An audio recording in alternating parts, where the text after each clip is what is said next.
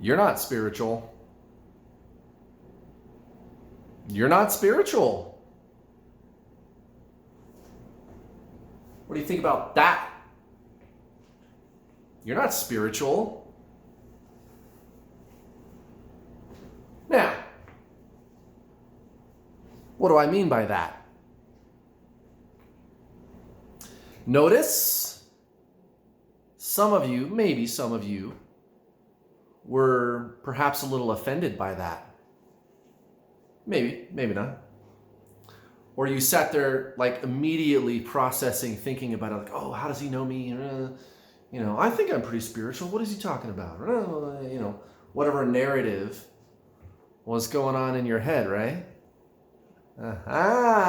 Yeah. That's the little me.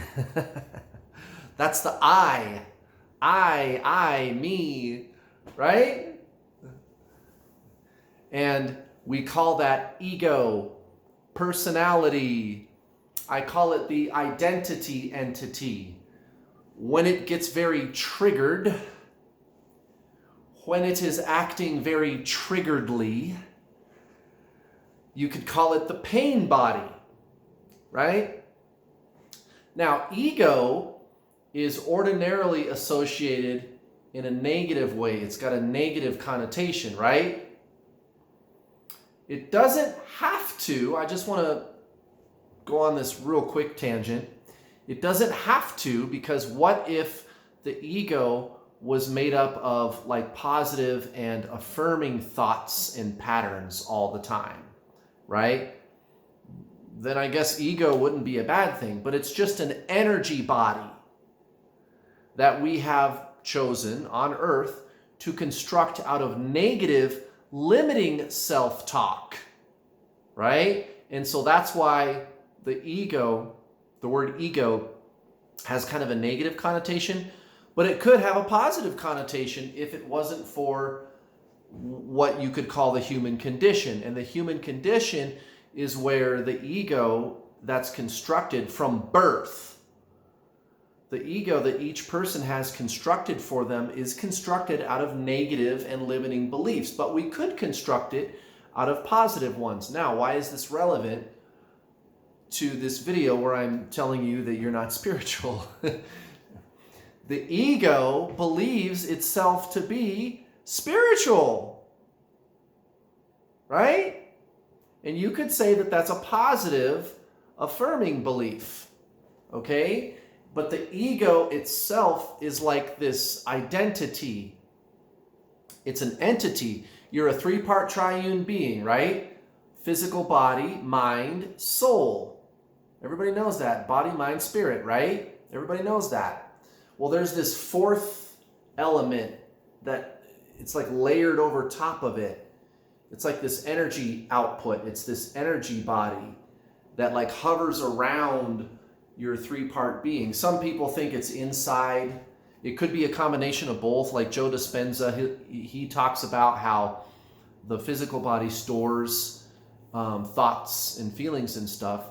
It could be a combination of that and external energy. And I was thinking about that the other day. Maybe that's how you could explain like conscious versus subconscious. But anyway,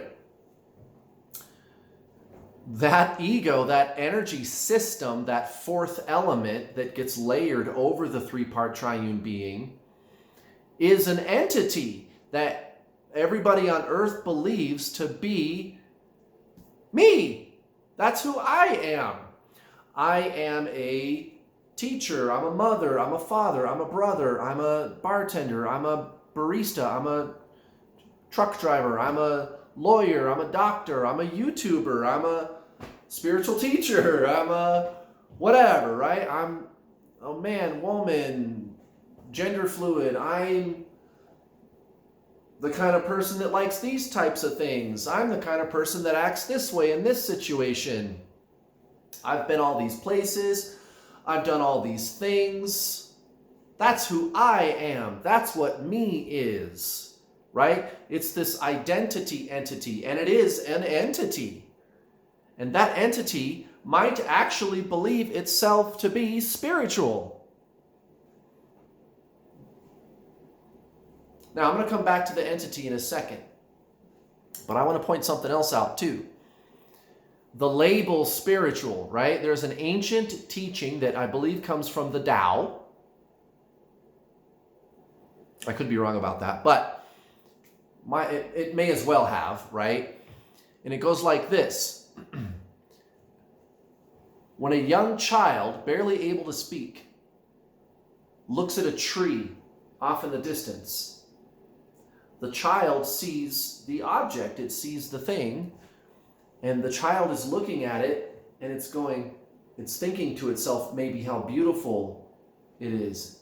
Wow, what is that? Wow, it's amazing, all the, whatever those are. Wow, look at how pretty they are, you know? And now they're not having that dialogue in their head exactly, because like a child that is that young and can barely talk might not have like complex thought processes yet, but still they are like beholding the beauty of nature, and they're in awe, and they see the object, the tree, and they're just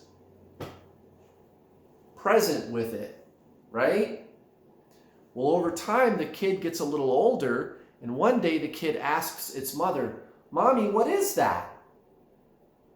What is that?" The child has been looking at that thing every day for a year or something, right? And one day, finally, the child goes, it occurs to the child, because it's aging, it's growing up, its brain is starting to come online, right? And it occurs to the child, there could be a name for that, right? Because the child is being taught things like how to eat, and it knows what a spoon is. This is a spoon, Junior, right? And the object has a name. So one day, Junior asks, "What is that?" And Mommy goes, "It's a tree." And forevermore, the child will now never know what that object was ever again. To truly know what that object was and is. Because the child is going to live through the ego personality and always perceive that object as the label that was given to it. It's a tree. But the same thing is true of the ego personality.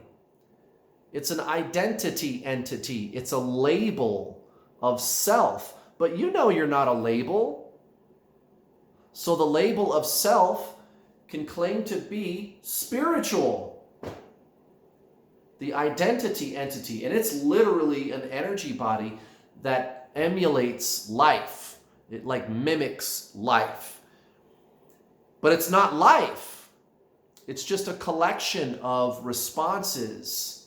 It's like a collection of tape recordings playing over and over and over again in your head and in your heart. That's why most people, especially what I guess you would call an unconscious person, they are very reactive, and they react to past traumas and beliefs and things like that. And, you know, people like that, we say, "Oh, he's very predictable," right? Well, it's because they're living very heavily through that ego personality, the identity entity, which is a collection of like tape recordings, beliefs. This is how I act in these situations. This is what I do in these situations. And that person just doesn't realize that they're doing that, okay? So the identity entity is literally an energy body of accumulated thought and emotional patterns that you carry around with you everywhere you go, everywhere you go, everywhere you go. You take it with you, and you believe that you are it. And so you could be watching this video, or you saw the title of the video pop up on your notifications, and you're like, "What? I am too spiritual. Fuck this guy," right? And maybe you are spiritual, right? But what is that? It's a label, and it's a belief about who you are. But you're not the personality, and that's spiritualism, right? When you go beyond that mask that everybody wears of the personality, the ego, right? The identity entity. And the identity entity, ego, personality, it is just a collection of accumulated thought and emotional patterns. It's not life. It's not life. A couple of analogies that I thought of to explain it are, one, like AI, right? AI, artificial intelligence, AI, right? Or like a robot, right? Like the Terminator, Arnold Schwarzenegger, the Terminator, a robot, artificial intelligence, okay? It's a computer program. It's not a living thing. It's not an organism. It's just a very sophisticated, very detailed computer program that knows how to react to millions or billions of different things. It's been programmed in such a detailed way that it can always respond, and it has some kind of a system to allow it to learn. But still, what you're doing when you're designing that AI programming is you're mimicking life. But are you mimicking life, or are you mimicking somebody's ego? That's all artificial intelligence is ever going to be able to be, guys, is a machine that mimics ego. But it'll never be life, because life is the soul, and it's deeper. The ego personality is linked to the mind. It's thought. It's not life. Okay, here's another example. A virus. Okay, now, let's compare a virus to bacteria, and you'll see what I'm talking about. So bacteria, if I take a little bacteria and I put it on the counter, like one little bacteria thing, and it's just one bacteria organism, when I come back the next day, there's going to be millions of them all over the counter. It's going to spread and duplicate because it's life. It can reproduce. It responds to stimuli. It can die right there on the spot and just, right? Now, a virus, in contrast, if you take one virus and put it on the counter, when you come back the next day, there's still just going to be one virus on the counter. Why is that? It needs a host. A virus is very interesting to a biologist because a virus, it's not life, but when it enters a host, it can replicate itself, but it's more like a chemical machine. Okay, it's more like that. All it can do is just whatever it was designed to do. It's like a little robot. It's like a chemical robot that's very, very tiny. Okay, and it attaches itself to your DNA and your RNA. But it's not life. Okay, so artificial intelligence, AI, the robot, or a virus. If you think of the pain body, ego, personality, identity entity as AI or a virus, you're on the right track. So it mimics life, right? But it's just an energy body. It's a collection of energy, and that's all it is. And if you believe that you are that, then you might believe that you're a spiritual person and get really uptight when you see somebody posting a video on a spiritual topics channel like this one that says, you're not spiritual, right? So now, you may be a very spiritual person, but because you understand what I'm saying, maybe that makes you a spiritual person. But what is that? Is what I'm bringing up right now. Like, are you a spiritual person? Right? And that's the whole point, is to just ask that question and acknowledge that you can't really define it.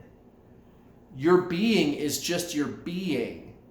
The soul inside of you, which is the real you. When the body and the mind fall away, they fall away.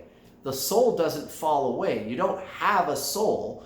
You are the soul. Okay, so it's just another identity, being a spiritual person, right? It's just another identity. But the true self in here, that is spirit, you could say. It's not that you have to necessarily be spiritual. It's not some title that you wear around. It's just what you are. And in fact, everybody is technically a spiritual person, right? Now, if you're clear that you're not the identity entity, then maybe that makes you more spiritual, but that's still, honestly, that's still kind of a mental construct.